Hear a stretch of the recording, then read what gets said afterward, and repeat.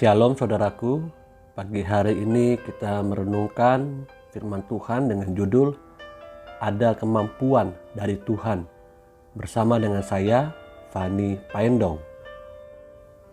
Apakah Anda dan saya sedang mengalami pencobaan saat-saat ini? Apakah ada pencobaan di dalam keluarga, di dalam pekerjaan, di dalam pelayanan yang sedang kita hadapi hari-hari ini? Dan apakah Anda dan saya juga sedang bertanya-tanya kepada Tuhan, mengapa ini bisa terjadi dalam hidup kita, dalam hidup saya? Dan pertanyaan seperti ini sering mungkin tanpa kita sadari kita bertanya di dalam hati. 1 Korintus 10 ayat 13, pencobaan-pencobaan yang kamu alami ialah pencobaan-pencobaan biasa yang tidak melebihi kekuatan manusia. Sebab Allah setia dan karena itu Ia tidak akan membiarkan kamu dicobai melampaui kekuatanmu. Pada waktu kamu dicobai, Ia akan memberikan kepadamu jalan keluar sehingga kamu dapat menanggungnya. Dalam terjemahan versi bahasa Indonesia modern kekinian tertulis, setiap cobaan yang saudara alami adalah cobaan yang lazim dialami manusia, tetapi Allah setia pada janjinya. Ia tidak akan membiarkan saudara dicoba lebih daripada kesanggupanmu. Pada waktu saudara ditimpa oleh cobaan, Ia akan memberi jalan kepadamu untuk menjadi kuat, supaya saudara dapat bertahan. Semua kita akan mengalami pencobaan. Di balik pencobaan yang dihadapi oleh manusia, tersimpan sebuah pesan surgawi untuk kita menggunakan kemampuan yang ada, kemampuan yang Tuhan sudah berikan dalam hidup kita, kemampuan yang tidak berasal dari dunia ini. Ada sebuah kisah tentang upaya atau usaha nelayan Jepang dalam mempertahankan ikan tangkapan mereka agar tetap segar sampai ke tangan pelanggan.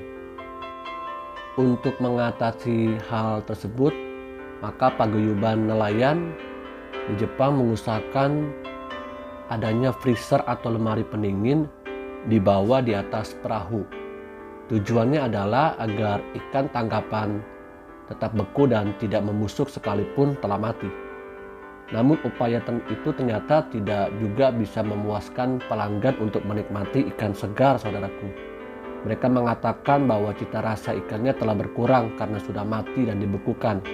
Akibatnya harga ikan pun semakin merosot tajam. Langkah berikutnya yang ditempuh para nelayan di sana adalah dengan membawa tangki-tangki yang ukurannya agak besar ketika mereka sedang melaut.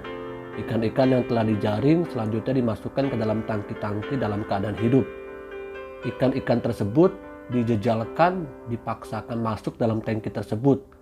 Setelah sekian lama berdesak-desakan dan saling bertabrakan, ikan-ikan tersebut lemas meskipun tetap hidup ketika dibawa ke pantai.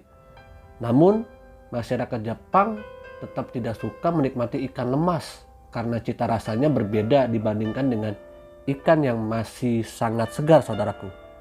Akhirnya paguyuban nelayan Jepang pun kembali berpikir keras tentang bagaimana supaya ikan yang ditangkap oleh mereka tetap hidup dan tetap segar sampai di tangan pelanggan. Usaha berpikir keras ternyata membuahkan ide yang luar biasa. Kini ketika mereka melaut, mereka tetap membawa tangki, namun jumlah ikan yang dimasukkan ke dalam tangki agak sedikit dikurangi. Uniknya lagi, setelah semua ikan dimasukkan ke dalam tangki dan siap dibawa ke pantai, para nelayan tersebut memasukkan seekor ikan hiu kecil ke dalam tiap tangki.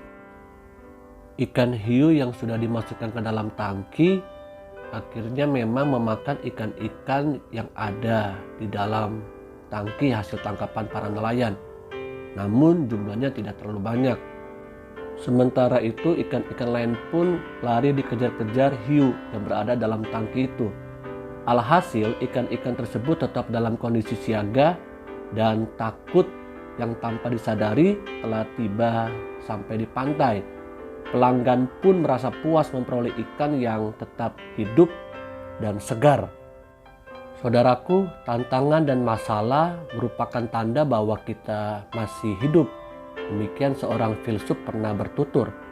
Jika dicermati lebih jauh, memang tidak ada satupun tempat di dalam dunia ini yang terbebas dari sebuah tantangan. Seorang motivator Indonesia, Haryanto Kandani, pernah berkata, seringkali seseorang bukan kurang kemampuan, tapi kurang kemauan. Seringkali kita ketika menghadapi pencobaan, tantangan hidup, Tuhan sudah memberikan kita kemampuan, namun kita kurang memiliki kemauan untuk bertahan, untuk berjuang, menghadapi tantangan pergumulan hidup. Sama halnya dengan para nelayan Jepang tadi.